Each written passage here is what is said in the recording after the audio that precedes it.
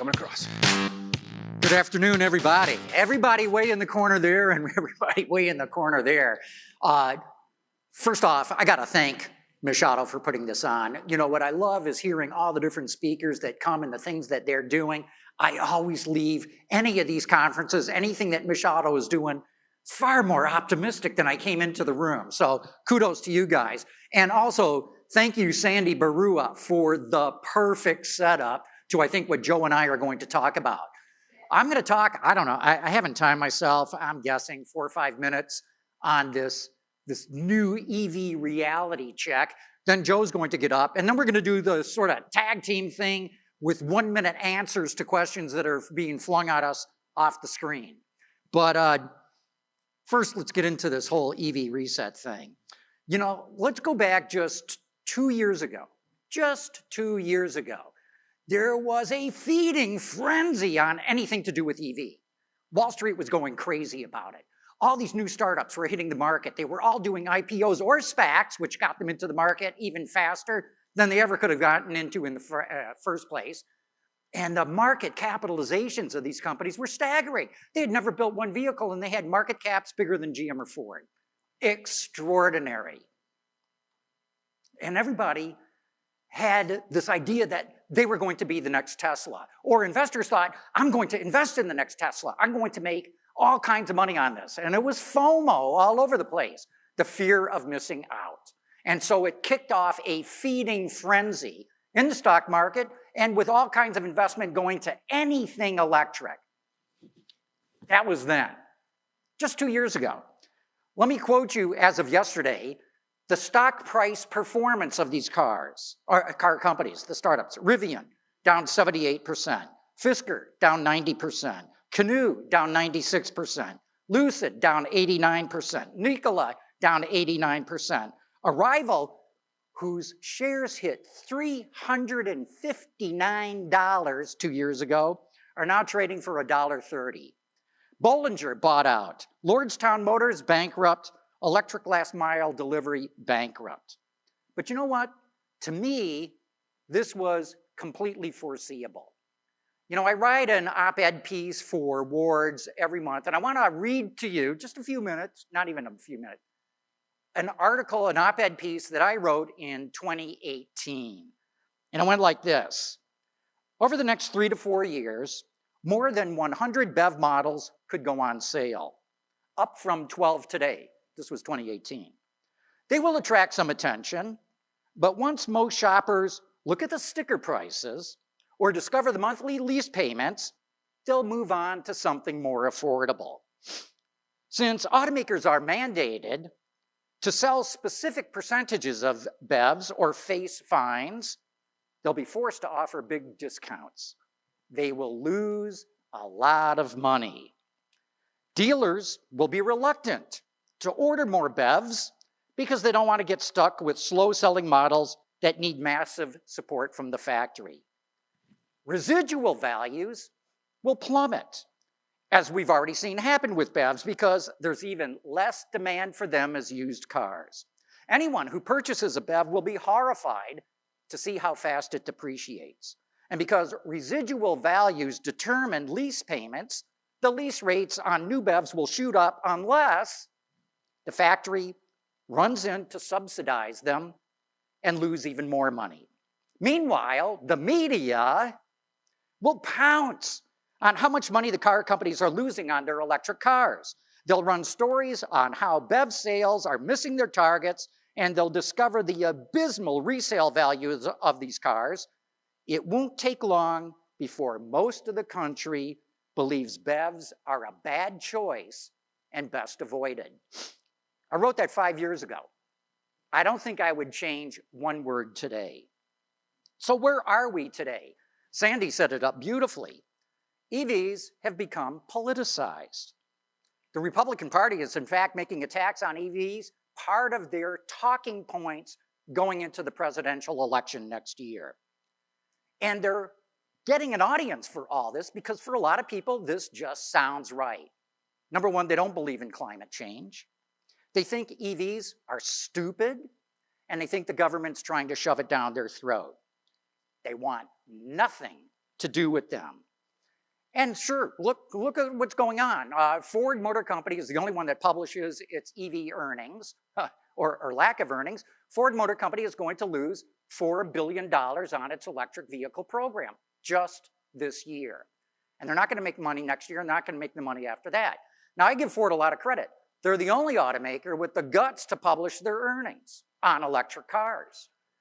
Everybody else is losing billions too. They just don't publish the numbers. I guarantee you they are all losing money except for Tesla. Even so, I'm actually a real proponent for EVs. I believe there's a bright future for them. It's still the early days. So, like it or not, EVs will be the future. You know, Mary Barra was speaking to the Automotive Press Association last night, and she told us in the media, and I like the way that she described it. She said, when we come to EVs, we're just entering the first turn of the first lap of the race. She said, well, maybe the second turn, not even the first lap.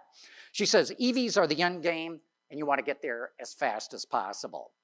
So that's where the industry is right now. It's a race to manufacturing scale. Because once you get to scale, you turn the corner, and everything looks good.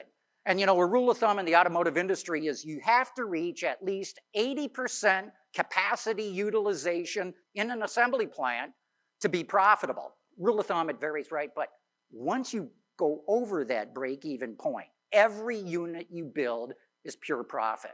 And that's when these plants become real money-making machines. Remember, and most people don't realize this, or they've forgotten it, or maybe they never knew it, Tesla lost money for over a decade. It lost billions of dollars. The one thing that they had going for them is Elon could pick up the phone and say, hey, I need $2 billion more this afternoon, and he'd get it like that. Nobody else has got that capability of raising that kind of money that fast. But Tesla did not turn the corner until mid-2019. And when I looked into their numbers and when they became profitable and never looked back after that, it's when they started building 80,000 EVs per quarter. And it turns out that that's about the time when the Model 3 really hit line speed, mid-2019, and they were building 50,000 EVs a quarter, Model 3s, and that's when they turned a profit. So that's about 17,000 a month, roughly speaking. And so that's where I think the bogey is for the rest of the auto industry. You've got to be able to sell 17,000 or 17 to 20,000, let's call it, a month of one model from one plant. You do that and you'll start making money on EVs. And Tesla has shown it's become one of the most profitable car companies in the world. So help is on the way for the industry. We're really still in the early days of EV models. We're not going to see the legacy automakers be able to build vehicles that are really capable of competing with Tesla until around the 2026 timeframe. That's when we're going to have software-defined vehicles developed with digital twins that have got an electronic architecture that is zonal and centralized computing and all the other things that Tesla's already been doing. The legacies are not going to catch up until around 2026. And that's when I think things start to look really good. In fact, GM just came out the other day, the CFO, saying that by 2025, they're going to cut the cost of making their EVs by $25,000 per vehicle.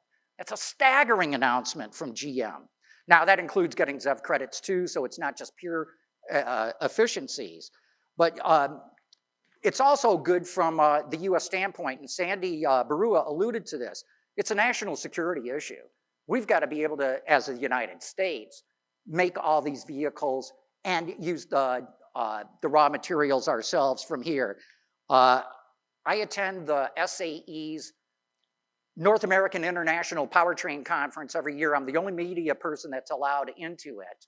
And what the experts said, so I'm using this is not my opinion or anything like that, listening to the experts, by 2027, 2028, the US will be able to build all the batteries and electric motors and everything needed for EVs with 60 to 70% of the raw materials being sourced in North America or from our allies.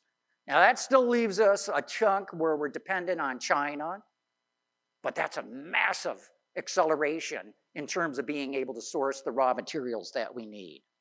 Also, the EV charging infrastructure is going to be far better than it is in just a few more years.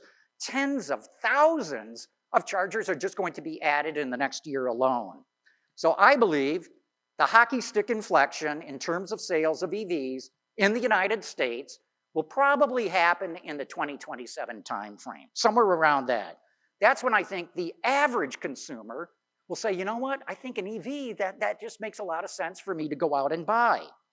By 2030, I happen to believe, and I'm just pulling this number out of thin air, but I think it's a good guess, 1 out of 3 vehicles sold in the US will be electric.